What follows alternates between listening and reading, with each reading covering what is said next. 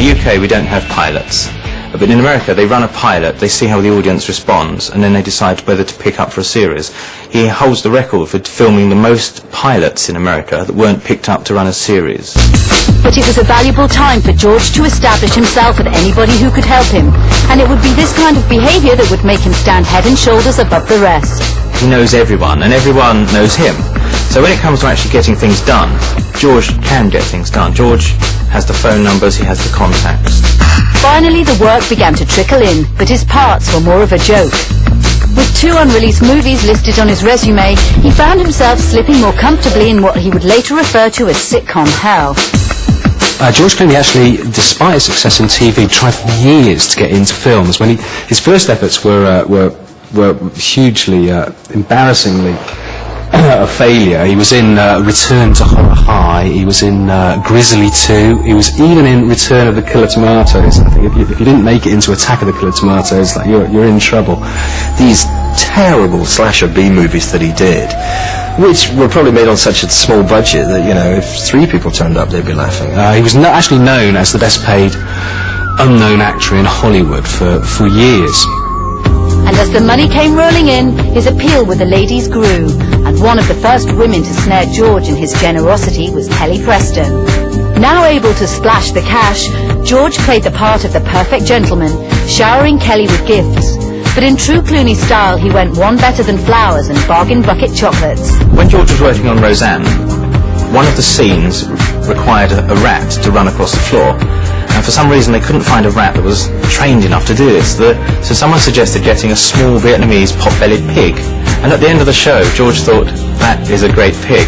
And he asked questions. He said, how big will this pig grow? They said, oh, it's a miniature. It will never grow more than a few inches.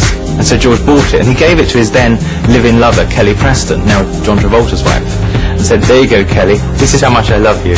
And of course, 5 years later, Max was 180 pounds, and bigger than both of them. But of all the pets you could have, it's quite an unusual one to have. But then George Clooney is an unusual man, and of course him loving a pet pig only makes everyone else love him even more.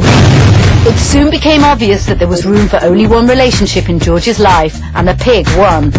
Kelly packed her bags, and Max was given the spare house keys.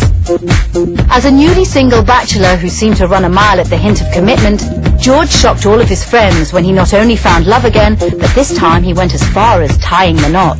A lot of people don't remember that George was actually married for a brief time to this actress named Talia Balsam for 3 years, and this was before he was on ER, before he hit it big. It seemed like his relationship with Talia Balsam could work out. At the same points in their careers, they were both looking for similar fulfillment in life. As sitcom day jobs boosted his bank balance, he was becoming a regular and unforgettable face at the auditions. And eventually it paid off, but only at the expense of his marriage. George soon realised that his wife was coming second to his work, and he admits this. He said, I didn't put enough into the relationship, and so inevitably it all fell apart. If he does talk about that, he just says, oh well, we married too young, we were both working on our careers, it didn't work. Seems like the ultimate commitment phobe. When his marriage to Talia broke down, George thought, this is it for me, no more long-term relationships, it's too much hassle, it's not fair basically on the woman, on my partner, to try and juggle relationship and work. It seemed that George was serious about making a name for himself in Hollywood, and being the highest paid unknown in town would not suffice. Worn out by the split, George did what he's always done. He enlisted the help of the boys.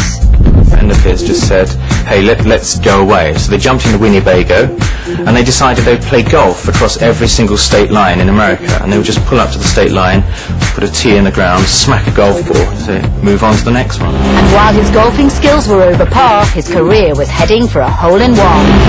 They were halfway across America, and George got a phone call, and it was a producer of ER. He turned to his friend and said, my career has just been made.